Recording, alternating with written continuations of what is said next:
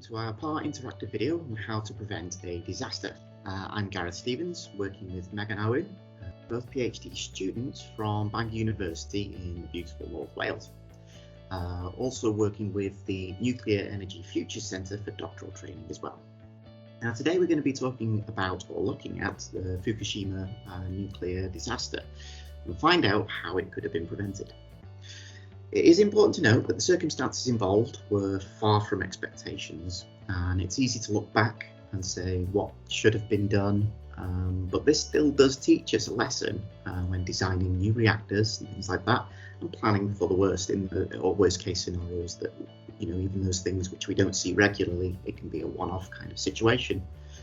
So as it turns out, simple alterations at Fukushima could have prevented a lot of the problems that they had there. So what we're going to do from here is have a look at each one of those issues, or one of the major parts of those issues. I'll ask or give a multiple choice on what you think you should do, and then we'll look into each one of those individually, just to see how it could work or how it wouldn't work. We're going to speak a little bit about what happened with the overall disaster, how things happened, what order things happened as well, what caused it to become such a big deal. Now on Friday the 11th of March in 2011, a pre-tremor, which is before an earthquake, occurred, and it was detected by the power plant, in which the power plant did exactly what it should do, which is go into an automated shutdown, they call that SCRAM. So that was done absolutely fine. However, when a reactor is shut down, it still does produce a lot of heat afterwards, and that's completely normal. So it does require cooling as well. Now shortly after this, the largest earthquake that's ever recorded in Japanese history happened 100 kilometers out to sea from the coast. It rated I think it was between 8.9 and 9.0 on the Richter scale, so it was a huge earthquake. Now this did destroy power lines as well going to the reactor, so there was no external power, and the nuclear reactor wasn't producing power either, but it was still producing a lot of heat. So it still needed coolant to be run through the core itself.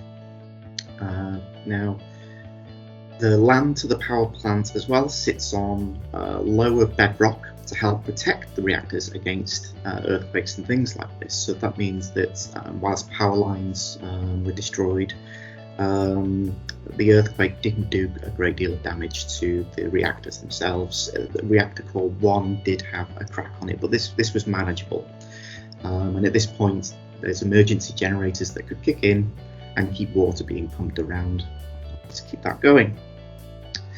Now, whilst this situation is already, pretty bad, but it's manageable, the earthquake out to sea created a huge displacement of water. And with that creates a very large tsunami wave. And this hit Fukushima about 1 hour after the initial earthquake. Now, the power plant did have flood walls. These stood at 6 meters above the highest sea water level, but that could not stop the tsunami. Unfortunately, the tsunami wave in this occurrence was between 14 to 15 meters. So this meant that the power plant was absolutely flooded. Now, unfortunately, the generators were underneath the turbine hall. So these were flooded completely, and the generators were knocked out, and this is what was keeping the cores cool. So without the water, the pumps, water in the reactor cores would start to get really hot. That increases the pressure inside the reactors to levels that might cause an explosion. So that pressure then needed to be released, but the pressure release valves were electrically driven. Now this causes another problem because there's no electricity. But eventually they were opened using car batteries that had been obtained from around the buildings, and brute force by the workers in the area. But the problems didn't end there, unfortunately. The gas that was released by opening the pressure release valves also allowed hydrogen to accumulate in the reactor halls. And all that needed then, unfortunately, was a little spark to ignite that hydrogen, and that caused an explosion, which occurred on reactor 1 and 3 and caused the fire in core 4. Now, because of debris that was surrounding the power plant, and roads that were destroyed from the earthquake and the tsunami, and debris that was pretty much everywhere, it actually took 2 weeks to get electricity to the reactor, to the power plant after the actual disaster. So what we're going to do is look into how this could have been prevented. So the first of the questions that we're going to look at is the earthquake itself. Now, there is no way to stop an earthquake from happening, but there are ways to reduce the effects on the structures that you have. So, out of the 3 suggestions that we've got A, B, and C, what I want you to do is make a note of which one you would go for, and possibly, hopefully, even write down a reason. So, you could A, dig down into the bedrock, just like what they did at Fukushima.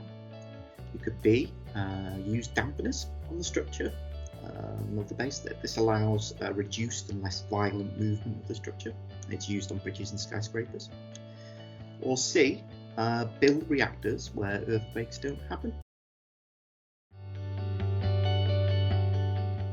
To the answers. For A, digging down to the bedrock is actually a very good idea. It's a proven method that's been done, a fair few times.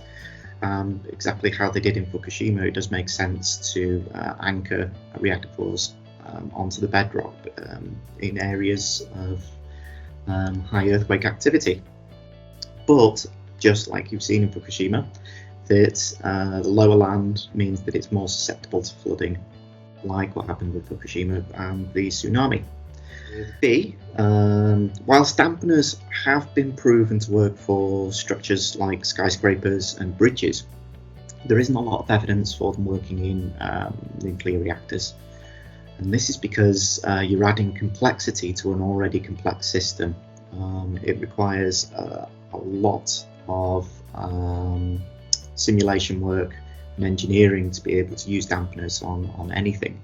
So I think that it's possible, but it would need a lot of work to be able to accomplish that. Now for C, unfortunately for countries like Japan and New Zealand, it is impossible to build nuclear reactors in an area that's not susceptible to earthquakes. This is because it's located on the Pacific Ocean's ring of fire, where tectonic plates are squeezed together to one another, and that's what the cause of those earthquakes are. Now, whilst the world tries to move away from fossil fuels and producing CO2, we could use things like wind farms and solar farms. However, if there's very little wind, for example, for turbines, you're going to get a drop in electricity, or if there's low sun for the solar panels, you're going to get a drop in that electricity production. Now, for this reason, nuclear power is a requirement to pick up the slack in those times where wind or solar isn't producing very much, particularly if you want to go green. The next thing that we're going to look at is the tsunami itself. Now, a tsunami, as witnessed in 2011, is a horrific force of destruction. It'll only leave the most stable of the structures standing. And not only is it the force of the water itself, which is extremely strong, it also picks up the debris and carries that along with it, such as cars, trees, and the buildings. And whatever the tsunami then comes into contact with, it's going to get pummeled as well by all of that debris. So how do we protect a nuclear reactor from a tsunami? So A, would you build the reactor on higher ground? B, would you build the walls so they were sufficiently high enough to stop flooding, those flood walls? Or C, make the structure strong enough that it can actually withstand a tsunami?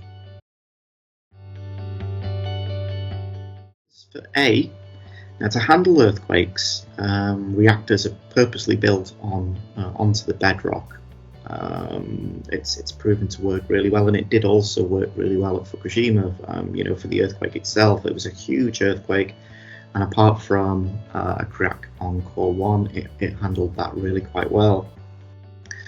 In addition to that, reactors need to be located next to huge volumes of water. This is for safety. You want water to always be around so that you've always got a source for cooling should anything go completely wrong. And unfortunately, the largest bodies of water are usually at sea level, unless you can find a really large lake that you could build on, which isn't always possible. Now, moving on to B, like mentioned, flood walls were already created at Fukushima, but they weren't tall enough. They needed to be 15 meters high. Now, when you're building walls higher, particularly when they need to stop a tsunami, they have to be substantially thicker as well. So there is a huge expense that comes with that, that needs to be accounted for.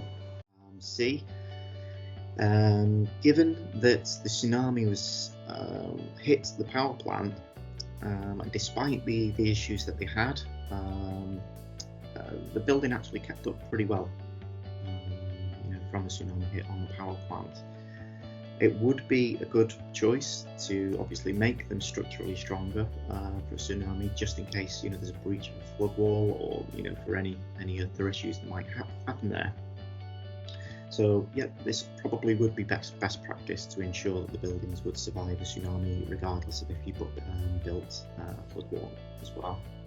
The next thing that we'll look at is the water pumps and electrical power in general. Now, the biggest issue that the power plant suffered was a loss of electrical power.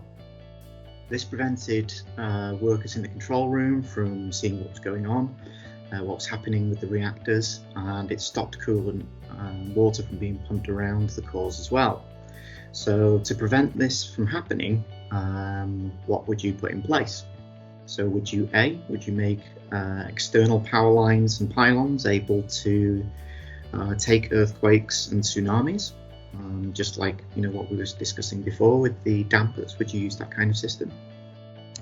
Would you B, create elevated water tanks that could gravity feed water into the reactor cores for days on end?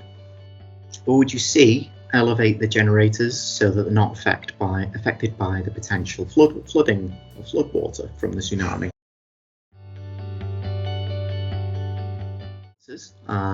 A, whilst this is generally a good idea to make the power lines and pylons able to take an earthquake and tsunami, with a nuclear reactor you can't heavily rely on external power. There may be other issues that might happen that stop that power from coming through. So you always want to have some sort of backup on top of those things as well. So whilst it is a good idea, I'd probably try and have something as a backup to that as well. It's on to B. Creating elevated water tanks. It's not just a good idea, that this is actually something that's in development at the moment as a last resort method if all else fails. The only thing missing from this is probably for the control room for backup power, but you could use batteries for that kind of thing to sustain the electricity in the control room as well. Elevated generators. Now, obviously you'd need to put them in a position that could withstand the earthquake and the tsunami, but this, as one thing, would likely have prevented many of the problems that occurred. So for me, this would be the best option, is elevated generators.